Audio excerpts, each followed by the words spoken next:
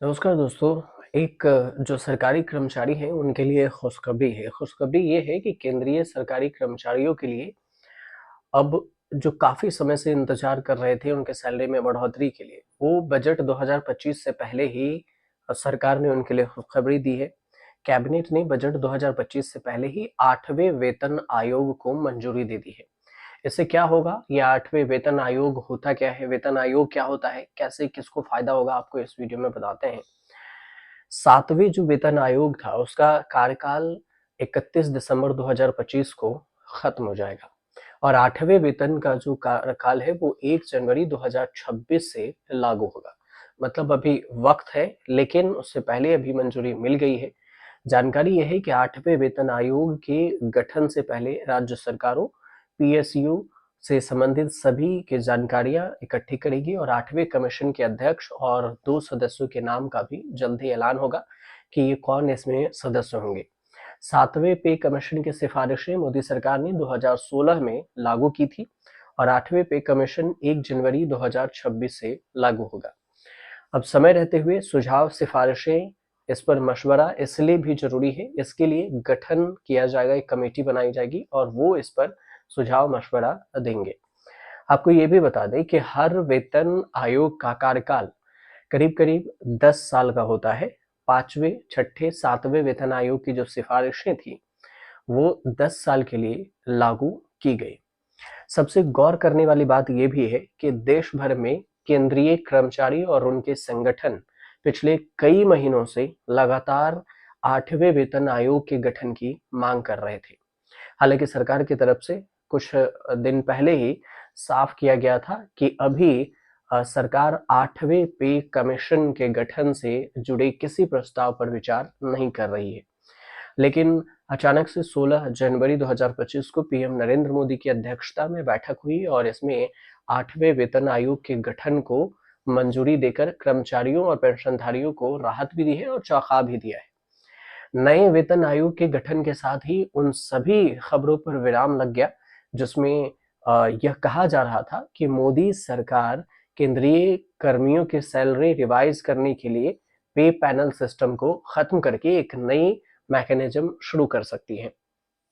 लेकिन ऐसा नहीं हुआ। कर्मचारी संगठनों ने हाल ही में कस्टमरी प्री बजट मीटिंग में केंद्रीय वित्त मंत्री निर्मला सीतारमण से भी मुलाकात की थी।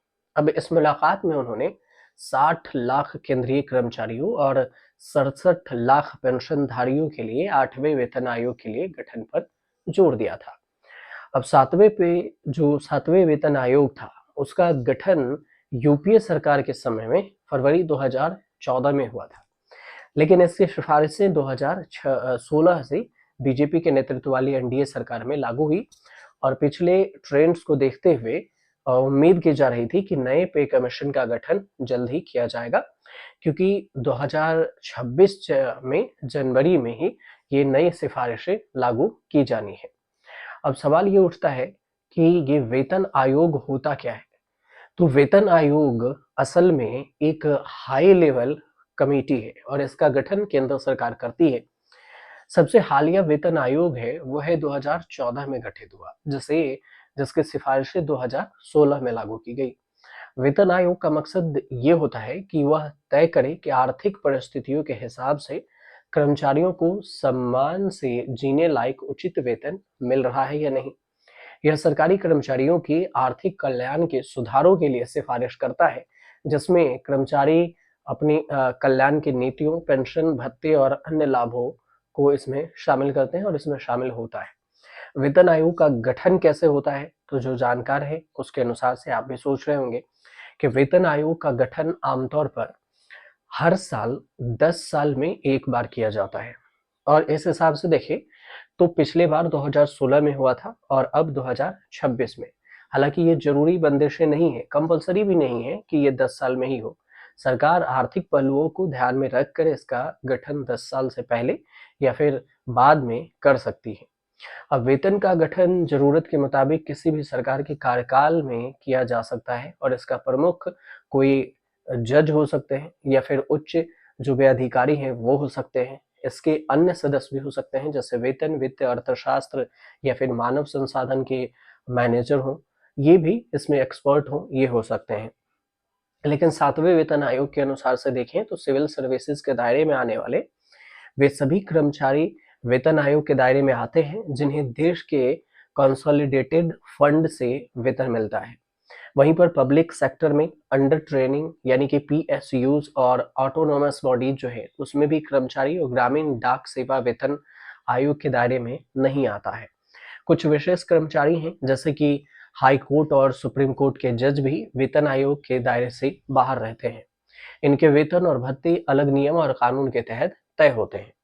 वेतन आयोग कर्मचारियों के वेतन में बढ़ोतरी के लिए कई पहलुओं पर गौर करता है और इनमें महंगाई और देश की वित्तीय स्थिति पर भी ज्यादा फोकस रहता है। तो कुल मिलाकर ये जो 8वें वेतन अभी लागू किए मंजूरी मिली है, इसे 2026 के जनवरी से लागू किया जाएगा। उसको लेकर ये अपडेट थी। और वेतन आयोग होता क्या है, कैसे ये इसकी गठन की जाती है, ये सारी जानकारी हमने आपको इस वीडियो में दी है। अगर अच्छी लगी हो तो चैनल को सब्सक्राइब कीजिएगा, शेयर कीजिएगा और कमेंट कीजिएगा।